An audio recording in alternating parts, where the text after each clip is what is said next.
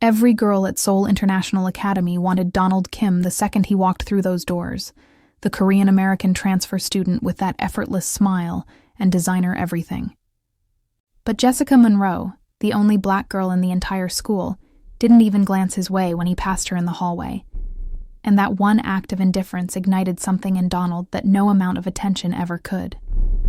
What he didn't know was that Jessica had learned the hard way that boys like him only wanted what they couldn't have, and she refused to be another conquest. But Donald wasn't playing games, and his obsession with the one girl who wouldn't fall for him was about to turn both their worlds upside down. Welcome to K-fairytales stories, besties. Please like, share, and subscribe. Seoul International Academy was the kind of place where money whispered and power screamed. Donald had transferred from California 3 weeks ago, and the response had been immediate and overwhelming. Girls followed him between classes, left notes in his locker, found excuses to sit near him at lunch. His Korean-American background made him exotic enough to be interesting, his face made him popular enough to be worshipped, and his family's wealth made him untouchable enough to be desired. He should have been thriving. Instead, he was obsessed with the one girl who acted like he didn't exist. Jessica Sterling sat 2 rows ahead of him in advanced literature, her posture perfect, her attention focused entirely on the teacher. Donald had spent the entire period watching the way sunlight caught in her hair, the way she absently tapped her pen against her notebook, the way her lips moved slightly when she read passages to herself. She hadn't looked back once, not once, and it was driving him absolutely insane. After class, he watched her gather her books with efficient movements, her fingers long and elegant against the worn covers. She was the only student who carried actual physical books instead of tablets, and something about that small rebellion made his chest tight. Before he could stop himself, Donald was moving, cutting through the crowd of students trying to get his attention, reaching Jessica just as she stepped into the hallway. "Hey," he said, and his voice came out rougher than intended. "I'm Donald." Jessica looked up at him with eyes that were warm brown and completely unimpressed. "I know who you are. Everyone knows who you are." Her accent was crisp, educated, with hints of something southern underneath. "You're the new guy all the girls won't shut up about. And you're Jessica Sterling," Donald said, leaning against the locker beside hers with what he hoped looked like casual confidence. "The girl who's in every advanced class, volunteers at the community center on weekends, and has never once looked in my direction." Her eyebrow arched. "You've been keeping track?" "I noticed things." He noticed everything about her. The way she bit her lower lip when concentrating, the way she always sat near windows, the way she wore a small gold necklace that caught the light when she moved. "You're different from the other girls here." "Because I'm not throwing myself at you." Jessica's tone was dry, amused. "That must be devastating for your ego." Donald felt his lips curve into a genuine smile for the first time in weeks. "Because you're real. Everyone else here is performing. You're just being." Something flickered in her expression. Surprise, maybe, before she shuddered it away. "That's a nice line. Does it usually work?" "I don't know. I've never tried it before." The honesty surprised him as much as it seemed to surprise her. "Look, I'm having trouble with the literature assignment. Think you could help me out?" Jessica's eyes narrowed slightly. "You got a 98 on the last test. Try again." He should have known she'd see through the excuse. Donald ran a hand through his hair, suddenly feeling exposed in ways he wasn't used to. "Fine. Truth, I want to know why you're the only person in this entire school who doesn't care that I exist. And I want to know if there's any chance you'd let me buy you coffee after school." "No," Jessica said simply, closing her locker. "No, you won't tell me why, or no to the coffee?" "Both." But she was fighting a smile. He could see it tugging at the corners of her mouth. "I don't date, Donald, especially not guys who have a fan club. What if I disbanded the fan club? What if you left me alone?" But her tone was softer now, less sharp. "I'm not interested in being another girl in your collection.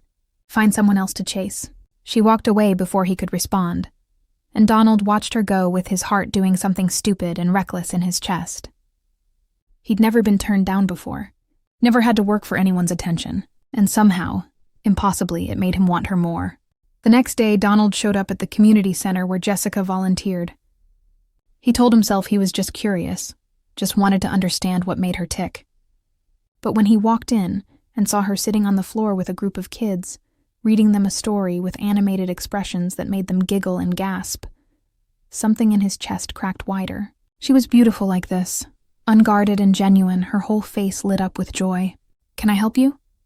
An older woman approached, her expression politely curious. "I'm looking to volunteer," Donald said, unable to take his eyes off Jessica. "I have afternoons free." The woman's face brightened. "Wonderful. We always need more help. I'm Mrs. Chen, the director. Let me get you signed up." Jessica noticed him 20 minutes later, her eyes widening with something between surprise and suspicion when she saw him helping a small boy with his reading assignment. Donald pretended not to notice her stare, focusing on the child's halting pronunciation of English words.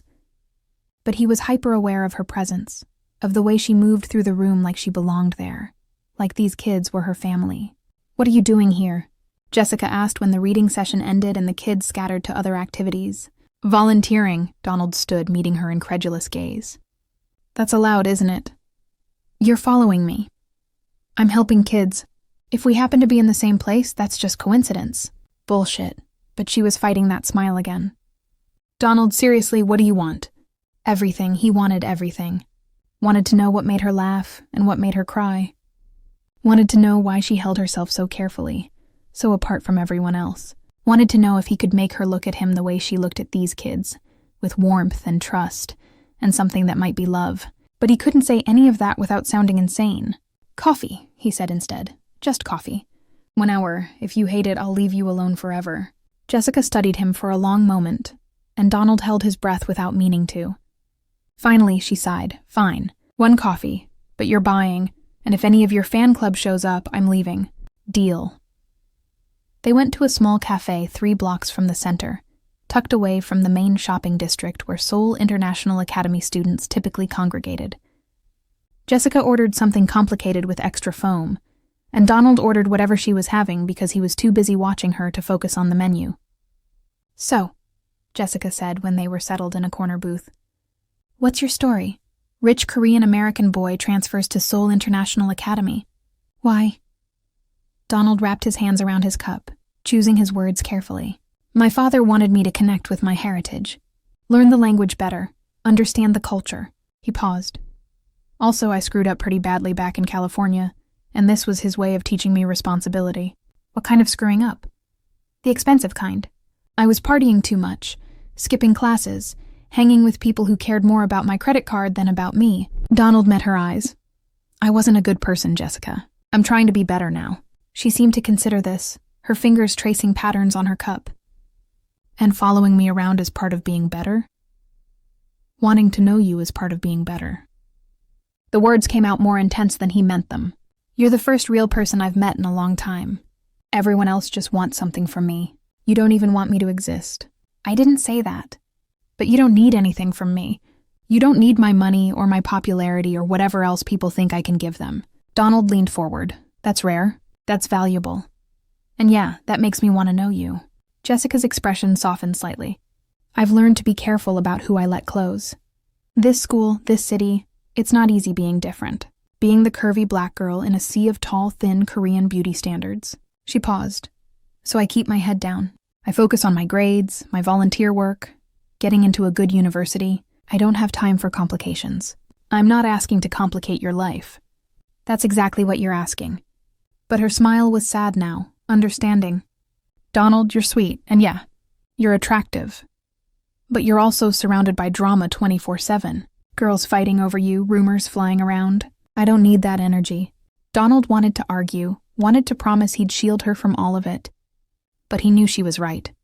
His presence in her life would bring attention she didn't want. So instead, he changed the subject, asked about her favorite books, her plans for after graduation, her thoughts on living in Seoul versus wherever she came from, and Jessica answered, slowly relaxing, letting her guard down inch by careful inch. An hour turned into 2, then 3. The cafe began closing around them before they noticed the time, and when they finally stood to leave, Donald caught Jessica's hand without thinking, his fingers threading through hers. She froze, looking down at their joined hands with something like wonder. "Thank you," Donald said quietly, "for giving me a chance. This was just coffee, but she didn't pull her hand away. "Don't read too much into it." "Too late," he smiled. "Way too late." The following week brought complications Donald hadn't anticipated. His casual friendship with Jessica, which consisted of studying together in the library and occasional coffee runs, became school-wide news. Suddenly, Jessica was being whispered about in hallways, sized up by girls who'd never noticed her before, questioned about her intentions with their collective crush. And Donald watched with growing rage as she withdrew, building her walls higher, looking at him with something that might have been regret. "You need to back off," Jessica told him, after a particularly brutal day where someone had accidentally spilled juice on her uniform. "This isn't working." "What isn't working? Us being friends? There is no us." Her voice was tight, stressed. "There's you, the golden boy everyone loves. And there's me, the girl who's suddenly a target because you decided to pay attention. I told you I didn't need complications." Donald felt something cold settle in his stomach. "Tell me who spilled juice on you." "What? No, Donald, that's not the point." "Tell me their names." His voice had gone low, dangerous in ways that surprised them both. "I'll handle it." "That's exactly the problem." Jessica's frustration exploded. "I don't need you to handle things for me. I don't need you to fight my battles or protect me. I need you to leave me alone so my life can go back to normal." "I can't do that." "Why not?" "Because I'm falling for you. Because you're all I think about. Because the idea of not seeing you makes me feel like I'm drowning." But Donald couldn't say any of that. So instead, he stepped back, forced himself to nod. "Fine, I'll give you space. But Jessica, this isn't over. Not for me." He walked away before she could respond, his hands clenched into fists. And that night, he made calls, pulled strings his father had taught him to pull. By morning, the 3 girls who'd been harassing Jessica had been called into the principal's office, their scholarship statuses suddenly under review. Donald didn't advertise his involvement, but word spread anyway. "Don't mess with Jessica Sterling. She's protected." Jessica confronted him 2 days later, her eyes blazing. "What did you do?" "I don't know what you're talking about." "Those girls, they're terrified now. People are saying you threatened them." "I didn't threaten anyone." Donald kept his expression neutral. "I just made sure certain information reached the right people." "They were bullying you, Jessica. That's not okay. I can fight my own battles. I know you can." He stepped closer and she didn't move away. "But you shouldn't have to. Not alone. Not when I can help." Something in her expression cracked. "Donald, this is exactly what I was afraid of. You can't just fix everything for me. That's not how the world works. It's how my world works." He caught her hand, gentle but firm. "And whether you like it or not, you're in my world now. People know you're important to me. That means something here. I never asked to be important to you." "Too bad." His thumb brushed across her knuckles. "You are anyway." They stood there in the empty hallway, tension crackling between them like live wire. Donald could see Jessica's resolve wavering, could see the way she looked at their joined hands, like she wanted to hold on but was afraid to. Finally, she pulled back, but slowly, reluctantly. "I have to go," she said quietly. "I have tutoring, Jessica." He waited until she looked at him. "I'm not giving up on this. On us, just so you know. There is no us. Not yet." His smile was soft, certain, but there will be. The tension between them simmered for another week before everything exploded. Donald had been invited to a party at one of the wealthy students' family estates, the kind of invitation that was really a command performance. He hadn't planned to go until he learned Jessica would be there, dragged along by her roommate. The thought of her surrounded by drunk teenagers with wandering hands made something possessive and violent stir in his chest. He found her within minutes of arriving, standing near the pool with a drink she wasn't touching, looking uncomfortable and out of place. And he found the 3 guys circling her like sharks, their intentions written clearly in their predatory smiles. Donald was moving before conscious thought, his hand settling on the small of Jessica's back with unmistakable ownership. "Hey, baby," he said, the endearment rolling off his tongue naturally. "Sorry I'm late." Jessica's eyes widened, but she was smart enough to play along. "It's okay. I was just telling these guys I was waiting for someone." The tallest of the 3, a basketball player named Minjun, scoffed. "Since when are you dating anyone?" "Since now." Donald's voice dropped to something cold. "Problem?" Minjun looked between them, clearly weighing his options. Finally, he backed off, but not before muttering something crude in Korean about Jessica that made Donald's vision white. His hand tightened on her waist, every muscle in his body tensing. "What did he say?" Jessica whispered. "Nothing important." Because repeating it would hurt her, and Donald would rather die than hurt her. "Come with me, please." He led her away from the party, through the mansion's elaborate gardens, until they reached a small gazebo overlooking the city lights. Jessica pulled away gently, wrapping her arms around herself. "You didn't have to do that," she said quietly. "Yes, I did." Donald leaned against the railing, fighting the urge to pull her close. "Jessica, I need you to understand something. I don't do casual, I don't do games. When I care about someone, I care completely. And I care about you. You barely know me. I know enough." He turned to face her fully. "I know you read to kids because it makes them feel less alone. I know you study until 3 a.m, because you're working twice as hard to prove yourself. I know you wear that gold necklace every day because it was your grandmother's, and touching it calms you. I know you pretend to be okay when you're not. And I know you think you have to handle everything alone." Jessica's eyes were bright with unshed tears. "Donald, stop. Why? Because it's true? Because someone finally sees you?" He stepped closer. "You're not invisible anymore. Not to me, and that scares you."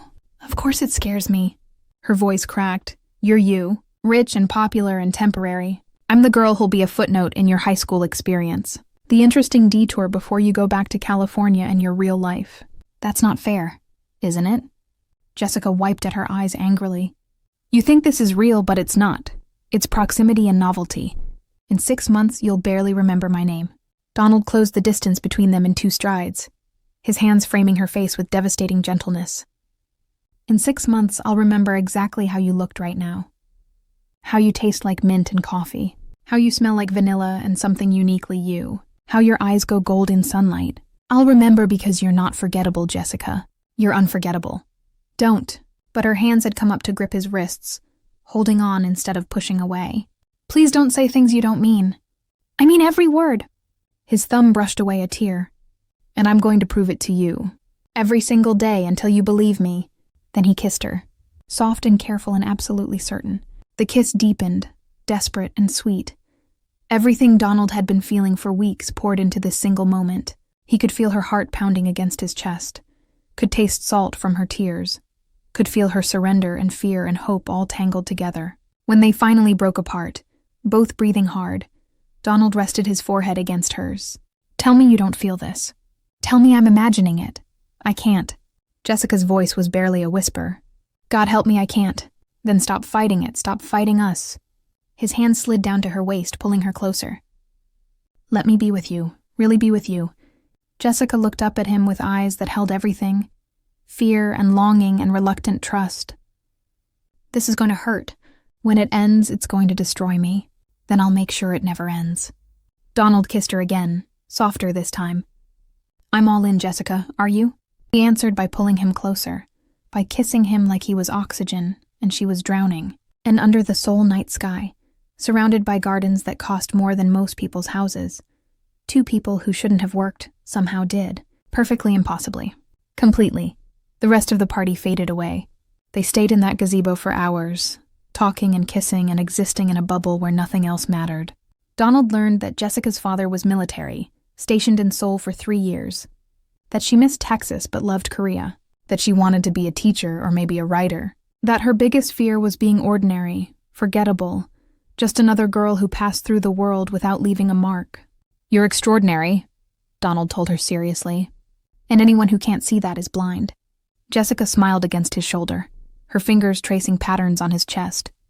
"You're pretty extraordinary yourself, even if you do have a fan club." "I'm disbanding it." He was only half joking. "As of tomorrow, I'm officially off the market. People are going to lose their minds." "Good." Donald tilted her face up to kiss her again. "Let them. All I care about is you." They left the party sometime around midnight, Donald's jacket draped over Jessica's shoulders. He called his driver, refusing to let her take a cab home alone. And when they pulled up to her apartment building, he walked her to the door like the gentleman his mother had raised him to be. "I'll see you tomorrow?" Jessica asked, her hand lingering in his. "You'll see me every day." Donald kissed her knuckles. "Fair warning. I'm probably going to be annoyingly attentive. I've never had a girlfriend before. I'm going to mess this up approximately 100 times. You've never had a girlfriend? She looked genuinely surprised. But you're so... Players don't date, Jessica. They play. He brushed hair back from her face. I told you I don't do casual. And no one was worth changing that for. Until you. She kissed him then, standing on tiptoes to reach, pouring everything she felt into it. When she pulled back, her eyes were soft. I've never had a boyfriend, so we can mess this up together. Perfect, he grinned. Let's be disasters together. That night, lying in his bed and staring at the ceiling, Donald replayed every moment. The way she smiled, the way she kissed, the way she looked at him like he was someone worth seeing. He'd dated casually before, kissed plenty of girls, but nothing had ever felt like this. Nothing had ever mattered like this. Jessica had somehow become essential to his breathing, and the realization should have terrified him. Instead, it felt like coming home. The next morning at school, Donald found Jessica at her locker and kissed her in front of everyone. Not dramatically, but unmistakably a statement. She's mine, back off. Jessica blushed but didn't push him away, her fingers threading through his naturally. And the entire school population seemed to collectively gasp. By lunch, they were the only topic of conversation. Donald Kim, the untouchable new guy, was officially dating Jessica Sterling. Some people were shocked, some were jealous, most were confused. What did she have that they didn't? Donald could have told them. Everything. She had everything that mattered. But not everyone was happy about their relationship, particularly Min Jun and his friends who'd lost face at the party. During gym class, one of them accidentally slammed into Jessica during basketball, sending her sprawling. Donald saw red. He was across the court before thinking, hauling the guy up by his collar. Touch her again, Donald said in perfect, dangerous Korean, and I'll make you regret you were born. Donald, stop! Jessica was pulling at his arm, but he barely registered it. All he could see was her scraped knee, the blood trickling down her leg, the pain in her eyes. You think you're tough? The guy spat. You think dating the foreign girl makes you cool? She's using you, man. Can't you see that? Donald's fist connected before conscious thought. The satisfying crunch of cartilage breaking. Then he was being pulled away by teachers, by security, by Jessica's voice cutting through his rage. Donald, stop! You're making it worse! He stopped because she asked, not because he wanted to. His knuckles were split and bleeding, his uniform ruined, his heart pounding with adrenaline. But all he could focus on was Jessica's disappointment. She looked at him like she didn't recognize him, like he'd confirmed her worst fears. I'm sorry, he said hoarsely as security led him toward the principal's office. Jessica, I'm sorry. She didn't respond. Just turned and walked away, leaving him feeling more alone than he'd ever felt in his life. Donald was suspended for 3 days. His father flew in from California specifically to yell at him, then dragged him home for a lecture about responsibility and control that lasted 2 hours. But none of it registered. All Donald could think about was the look on Jessica's face. He'd promised to be better, and at the first sign of trouble, he'd reverted to violence. She deserved better than that. On the second day of his suspension, his phone buzzed with a message from an unknown number.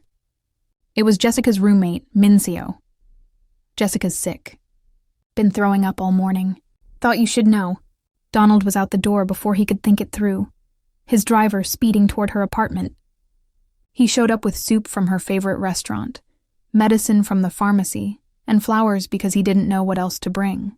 Minseo let him in with a knowing look. She's in her room. Fair warning, she's stubborn.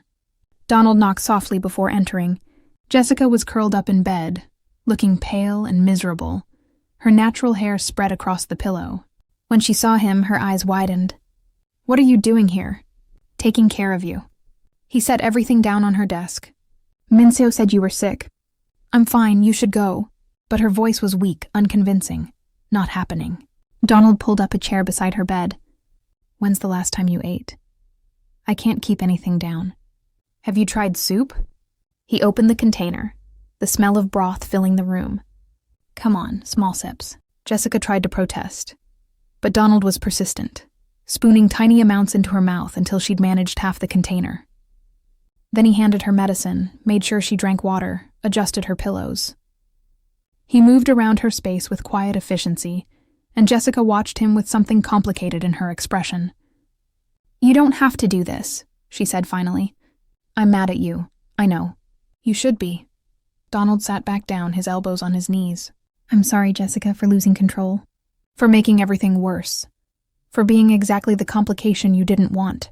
That guy deserved it. Maybe. But you didn't deserve the fallout." He reached for her hand carefully. "I need to be better at controlling my temper. At thinking before I act. You make me feel things I've never felt before. And sometimes it's overwhelming. But that's not an excuse." Jessica squeezed his fingers weakly. "You scared me. Not because of the violence, but because I realized how much you cared. How much I cared. And that's terrifying, Donald. Caring this much about someone. I know, it terrifies me too." He brought her hand to his lips. "But I'm not going anywhere. Even when you're mad at me. Even when I mess up. I'm here." "Why?" Her voice was small. "Why me?" "Because you're you." Donald's answer was simple, absolute. "Because you challenge me. Because you see past all the surface stuff to who I really am. Because when I'm with you, I want to be better. And because the thought of not being with you makes me feel like I'm missing a vital organ." Tears spilled down Jessica's cheeks. "That's the most romantic and terrifying thing anyone's ever said to me." "Get used to it." He wiped her tears gently. "I plan on saying romantic and terrifying things to you for a very long time." She pulled him closer, and he climbed carefully onto the bed beside her, holding her while she cried and laughed and held him like he was the only solid thing in her universe. They fell asleep like that, tangled together, and when Minseo checked on them an hour later, she just smiled and closed the door quietly. Donald stayed the entire day, ignoring his father's increasingly irritated texts. He made Jessica eat crackers, made sure she stayed hydrated, put on movies she loved, and when she felt well enough to sit up, they talked about everything. His life in California, the loneliness he'd felt despite being surrounded by people, her experiences moving every few years, never staying anywhere long enough to put down roots, the fear they both carried that they weren't enough, that they'd somehow fail the people who mattered most.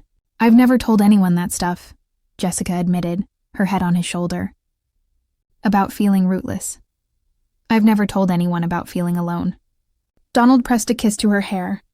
"Guess we're both good at hiding. Not from each other, though." "No, not from each other." By evening, Jessica was feeling better, her color returning. Donald reluctantly prepared to leave, but she caught his hand. "Thank you for showing up. For taking care of me. Always," he kissed her softly. "I'll always show up for you, Jessica, no matter what. Even when I'm being difficult, especially then." His smile was warm. "You're worth it." When Donald returned to school, the atmosphere had shifted. Word had spread about him spending his suspension taking care of Jessica, and suddenly their relationship seemed less scandalous, more romantic. Girls who'd been hostile to Jessica started backing off, perhaps realizing that Donald's devotion was absolute. And the guys who'd given her trouble found themselves on the receiving end of social exile, orchestrated by Donald's quiet influence. "You're terrifying when you want to be," Jessica told him one afternoon as they studied in the library. "You haven't threatened anyone, but suddenly everyone's treating me differently." "I just had some conversations." Donald's tone was innocent, but his eyes held mischief. Explained how things were going to be. "People are very reasonable when you approach them correctly. Donald Kim, are you using your family's influence to protect my honor?" "Absolutely." He wasn't even ashamed. "And I'll do it again. Get used to it." Jessica shook her head, but she was smiling. "You're impossible." "You like me anyway?" "Unfortunately, yes." She leaned over to kiss him. Soft and sweet. "I really, really do." Their relationship settled into something beautiful and terrifying. Donald learned Jessica's rhythms, the way she needed space when stressed, the way she craved affection after bad days. He learned that she loved thunderstorms and hated winter, that she collected vintage books and wrote poetry she was too shy to share. He learned her body's language, the way she touched her necklace when anxious, the way she bit her lip when trying not to laugh. And Jessica learned Donald.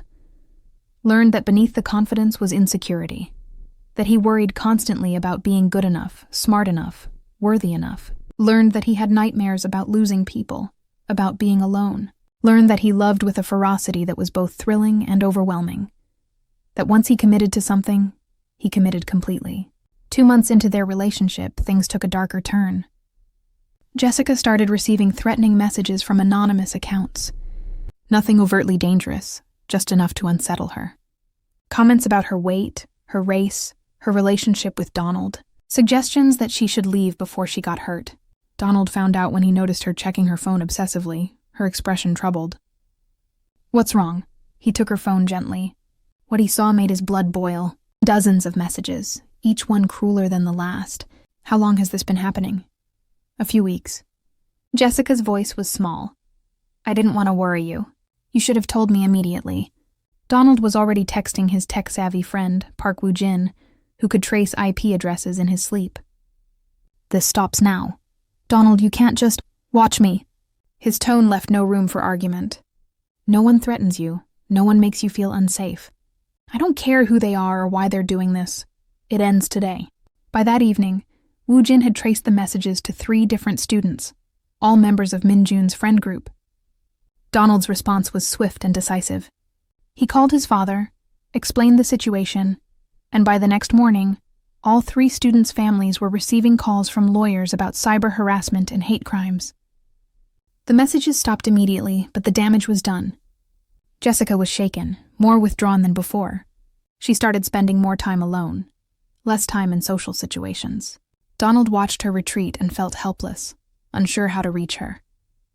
Things came to a head during the school's winter formal, an elaborate event that Jessica had initially been excited about. "I'm not going," she told Donald a week before the dance. I can't handle the staring, the whispers. Then we won't go." His answer was immediate. "We'll do something else, just us." "You should go. You're on the planning committee." "I don't care about the planning committee." Donald caught her hands. "Jessica, look at me. I care about you, only you. If you're not going, I'm not going." "That's not fair to you." "Life's not fair," he smiled gently. "But choosing you? That's the easiest choice I've ever made." Jessica's eyes filled with tears. "I'm ruining your senior year. You're making my senior year worth living." Donald pulled her into his arms. "Everything before you was just noise, Jessica. You're the signal. You're what matters." They skipped the formal and instead spent the evening at the Han River, bundled in coats and watching the lights reflect on the water. Donald brought a portable speaker and they danced in the empty park, just the 2 of them. It was the most romantic night of Jessica's life, better than any formal could have been. "Thank you," she whispered against his chest, "for choosing me. Always." Donald's arms tightened around her. "For as long as you'll let me." "What if I want forever?" He pulled back to look at her, his expression serious. "Then you've got it forever. I'm yours, Jessica Sterling, completely." She kissed him then, deep and desperate, pouring everything she felt into it. And Donald kissed her back with equal intensity, his hands tangling in her hair, pulling her impossibly closer. When they finally broke apart, both breathless, the air between them had changed, charged with something new, something inevitable. "Come home with me," Donald said softly. "My parents are in California. The house is empty. We don't have to do anything. I want more time with you. Please." Jessica should have said no, should have been cautious. But she was tired of being careful, tired of holding back. So she nodded, and they drove to his family's home in silence, hands clasped tightly together. The house was massive, modern and cold in the way expensive things often are, but Donald's room was different, warmer, filled with photos and books and evidence of a life being lived. Jessica stood in the center of it, suddenly nervous. Donald sensed her tension and didn't push, just put on music and pulled her into his arms again. They danced slowly, her head on his chest, his chin resting on her hair. The intimacy of it was overwhelming, more intense than any kiss, just being held, being valued, being seen. Jessica felt tears sliding down her cheeks without meaning to, and Donald noticed immediately. "Hey, what's wrong?" He cupped her face, thumbs brushing away tears. "Nothing's wrong." Her smile was watery. "I'm just happy, terrified and happy and completely overwhelmed by how much I feel for you. I love you." The words escaped before Donald could think them through. "I know it's too soon, and I know we're young, and I know you probably think I'm crazy, but I love you, Jessica. I'm in love with you." Jessica's breath caught. Donald, you don't have to say it back. I just needed you to know. He kissed her forehead. You're it for me. End of story. I love you too. The confession burst from her. God, I love you so much it scares me. Donald kissed her then, deep and claiming, and Jessica melted into him. They stumbled toward the bed, still kissing, hands exploring with new permission. Clothes came off slowly, reverently, each revelation met with whispered praise. Donald told her she was beautiful until she believed it, kissed every inch of skin he exposed, made her feel cherished in ways she'd never imagined. When they finally came together, it was gentle and intense and absolutely right. Jessica had never felt so connected to another person, so completely known and accepted. Donald held her like she was precious, moved with her like they'd been doing this forever, whispered her name like a prayer. And when it was over, when they lay tangled together and breathless, Jessica felt transformed, claimed his. I love you, Donald said again, his fingers tracing patterns on her spine. I'll never stop saying it. Good. Jessica kissed his chest, right over his heart. Because I'll never stop wanting to hear it. They fell asleep like that, wrapped around each other. And for the first time in her life, Jessica felt completely safe, completely home. The next morning brought complications neither of them anticipated. Jessica woke in Donald's arms, content and happy, until she checked her phone and saw the messages. Her father had been trying to reach her all night. There was an emergency. He was being deployed immediately, leaving Korea in 3 days. She needed to come home. I have to go, Jessica said, already scrambling for her clothes. My dad, he's deploying. I need to see him before he leaves. Donald drove her home in tense silence, his hand tight on hers. When they arrived at her apartment, Jessica's father was waiting, his military uniform immaculate, his expression stern.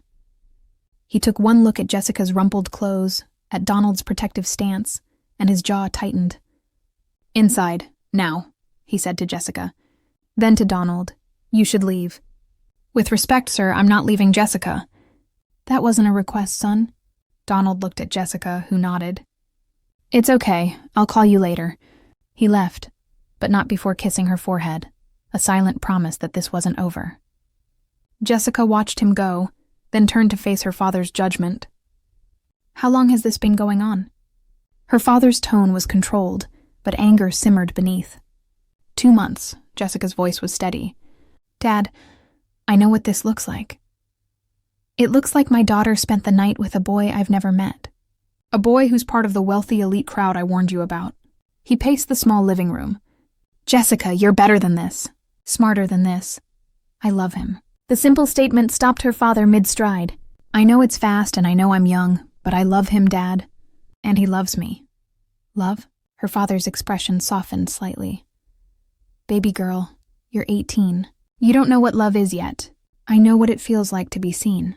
To be valued for who I am, not what I can offer. Donald sees me, Dad, really sees me. And I see him. That's love. Her father studied her for a long moment. He treats you well? Respects you? He treats me like I'm the most important person in his world. Jessica's voice cracked. And now you're leaving. And I don't know when I'll see you again. And I'm terrified. And Donald's the only thing keeping me from falling apart. Her father pulled her into a hug, and Jessica broke, sobbing against his chest. I'm scared, Dad. What if something happens to you? What if you don't come back? Hey, I'm coming back. Always have, always will. He smoothed her hair. And if this boy is as important to you as you say, then I need to meet him properly, before I leave. That evening, Donald came to dinner at Jessica's apartment, bringing flowers for her father and wearing his most respectful expression. The meal was tense at first, her father interrogating Donald about his intentions, his family, his plans. But Donald answered honestly, holding nothing back. I love your daughter, sir, Donald said firmly. I know I'm young and I know I've made mistakes, but I'm committed to being the man she deserves, to supporting her dreams, protecting her heart, standing beside her through everything life throws at us. And when she goes to university, what then? Then I go wherever she goes. Donald's answer was immediate. I've already talked to my parents about transferring schools. Wherever Jessica wants to study, I'll make it work. Jessica's eyes widened. You never told me that. Because I didn't want to pressure you. Donald smiled at her. Your future is yours to decide. I'm just asking to be part of it. Her father seemed satisfied by this, and the rest of dinner passed in easier conversation. When Donald left, her father pulled Jessica aside. He's a good kid. Intense but good. He really loves you. I really love him too. Then don't let fear keep you from being happy. Her father kissed her forehead. Life's too short for that. The next 3 days were a blur of preparation and goodbyes. Jessica spent every possible moment with her father. But Donald was there too, supporting them both. He helped pack, organized paperwork, made sure nothing was forgotten. And when the day came for her father to leave, Donald stood beside Jessica at the airport, his hand in hers, his presence the only thing keeping her grounded. Take care of my daughter, her father said to Donald before boarding. That's not a request. I will, sir. I promise. Jessica watched her father disappear into the terminal, and then she broke. Donald caught her, held her while she sobbed, whispered reassurances that he probably didn't believe but said anyway because she needed to hear them. And in that moment, Jessica realized that Donald had become essential to her survival, that she trusted him with the broken parts of herself she'd never shown anyone. The weeks following her father's deployment were hard. Jessica threw herself into schoolwork, into volunteering, into anything that kept her from thinking about danger and deployment and the possibility of loss. Donald stayed close, never pushing but always present, a steady anchor in her storm. They studied together, ate meals together, fell asleep together more nights than not. The physical intimacy between them deepened, became a language they both spoke fluently, a way of saying without words, I'm here, I've got you, you're not alone. But not everyone was happy about their relationship's evolution. Minjun and his friends, still bitter about their humiliation, started spreading rumors. That Jessica had gotten pregnant to trap Donald. That she was using him for his money. That he'd cheated on her with multiple girls. The lies were vicious and persistent, designed to break them apart. Jessica tried to ignore it, but the constant whispers wore her down. She started withdrawing again. Things came to a head when someone spray-painted slurs on her locker. Words so vile that Jessica couldn't make herself go near it. Donald found her in the bathroom, crying in a stall. Hey, I've got you, come on. He pulled her out gently. Fury and heartbreak warring in his expression. Who did this? It doesn't matter. It matters to me. His voice was steel. Jessica, this ends now. I'm done playing nice. What are you going to do? Whatever it takes. He held her face in his hands. You don't deserve this, any of this, and I'm going to make sure everyone knows that. That afternoon, Donald called an assembly. As student council president, a position he'd been elected to weeks earlier, he had that authority. He stood on stage in front of the entire school and spoke with devastating clarity. For months, someone at this school has been harassing Jessica Sterling. Messages, threats, vandalism, it stops today. Not because I'm asking nicely, but because I'm telling you. Jessica is under my protection. That means if you come after her, you come after me. And trust me when I say you don't want that fight. He paused, his eyes scanning the crowd. I know who's been behind most of it. Minjun and his crew. And I'm giving you one chance to apologize publicly. Otherwise, I'll make sure every university you've applied to knows exactly what kind of person you are. Your scholarships, your futures, they're all at risk. Choose wisely. The assembly ended in stunned silence. Minjun tried to play it off, but by the end of the day, faced with the very real threat of losing his university prospects, he apologized to Jessica in front of witnesses. It was grudging and insincere, but it was enough to end the active harassment. You didn't have to do that, Jessica told Donald that evening. Put yourself out there like that. Yes, I did. He pulled her into his lap on his couch. You're my girlfriend, Jessica, my future. Protecting you isn't optional. It's mandatory. Your future? Her voice was soft, wondering. Yeah, Donald kissed her gently. I meant what I told your dad. Wherever you go, I go. Whatever you do, I support. You're it for me. Jessica's eyes filled with tears. I got into Columbia early decision. They sent the acceptance letter last week. Donald went very still. New York. Yeah, she bit her lip. I was afraid to tell you. Afraid you'd feel obligated to follow me or that you'd want to stay here or... I got into Columbia too, Donald interrupted, his smile breaking through. Also early decision. I applied because you mentioned it was your dream school. I figured if I got in, I could surprise you. Guess we surprised each other. Jessica laughed, the sound broken and joyful. We're both going to Columbia? Looks like it. He kissed her deeply. Guess you're stuck with me for 4 more years. Minimum. Minimum? I'm planning on forever, remember? His eyes were serious now. I know we're young. I know people will say we're crazy, but Jessica, I've never been more certain of anything. You're my person, my endgame. So yeah, minimum 4 years. But I'm hoping for about 60. Jessica kissed him then, pouring everything into it. Love and gratitude and relief and joy. They made love on his couch with a desperate sweetness, celebrating their future, their luck, their absolute certainty in each other. The rest of senior year passed in a blur of preparations and celebrations. Donald and Jessica were inseparable, planning their New York life with excitement that was contagious. They found an apartment near campus, small but perfect. They researched classes and professors. They dreamed about lazy weekends in Central Park, about Broadway shows and coffee shops and building a life together. Graduation came with tears and laughter. Jessica's father couldn't be there, still deployed, but he sent a video message that made her cry. Donald's parents came, expensive cameras in hand, and they pulled Jessica into photos like she'd always been family. And when Donald gave his valedictorian speech, he looked directly at Jessica while talking about love and courage, and choosing the people who make you better. This past year, I learned that being vulnerable isn't weakness, Donald said, his voice carrying across the auditorium. That loving someone with your whole heart is the bravest thing you can do. That the right person doesn't complete you. They challenge you to complete yourself. To whoever that person is for you, hold on tight, fight for them, choose them every single day. Because that kind of love, that's worth everything. Jessica was crying by the end, and Donald came straight to her when he left the stage, kissing her in front of everyone. The crowd cheered, and for once, Jessica didn't care about the attention. All that mattered was this moment, this man, this future they were building together. 3 months later, they moved to New York. The apartment was tiny compared to what Donald was used to, but he loved it because Jessica loved it. They unpacked together, hanging photos and arranging furniture, making the space theirs. And on their first night, lying in their new bed with city sounds drifting through the windows, Donald pulled out a small box.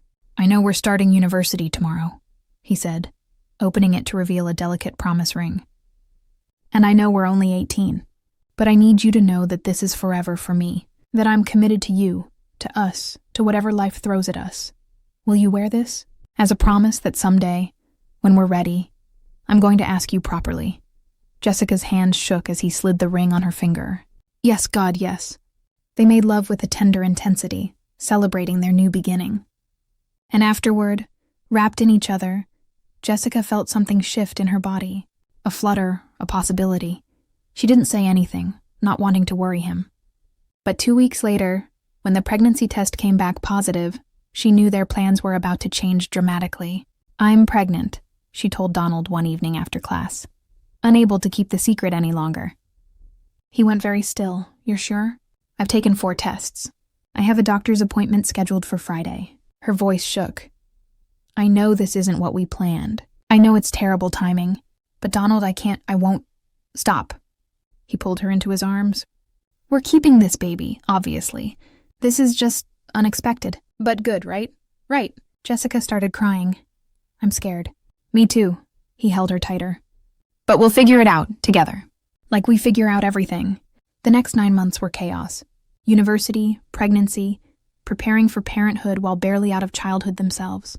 Donald's parents were shocked but supportive, immediately setting up trust funds and offering help.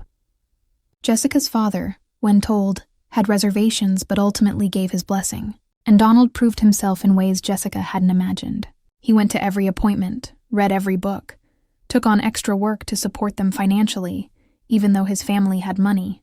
He rubbed Jessica's feet when they swelled, held her hair when morning sickness struck, assembled baby furniture at 3 a.m. while she directed from bed. He loved her through every mood swing, every fear, every moment of doubt. You're going to be an amazing father, Jessica told him one night, her hand on her swollen belly. I'm going to try, Donald kissed her stomach. Hey kid, your mom and I are going to mess this up sometimes. But we're going to love you so much. You're already the best thing that's ever happened to us. Their daughter was born on a snowy February morning, perfect and tiny, and absolutely theirs. They named her Grace, after Jessica's mother, and she had Donald's eyes and Jessica's smile. Holding her for the first time, Jessica understood what unconditional love truly meant. "She's perfect," Donald whispered, tears streaming down his face. "We made something perfect." 2 years later, on Grace's second birthday, Donald proposed properly. On one knee in Central Park, with Jessica's father there via video call, with Grace babbling happily in her stroller. Jessica said yes before he finished asking, and when he slid the ring on her finger, she knew with absolute certainty that this was her forever.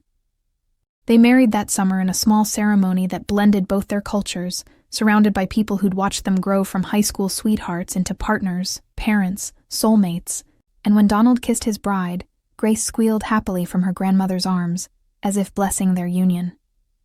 "I love you," Donald said, his forehead pressed to Jessica's. "Thank you for seeing me, for choosing me, for building this life with me." "I love you more," Jessica whispered back. "Thank you for fighting for us, for being exactly who I needed." They danced under string lights as the sun set, their daughter between them, their future stretching out bright and certain and absolutely theirs. The curvy black girl and the Korean American boy who'd defied every expectation, who'd chosen each other against all odds, who'd built something beautiful from absolutely nothing. And in that moment, surrounded by love and family and the life they'd created together, Jessica knew with absolute certainty that every hardship had been worth it.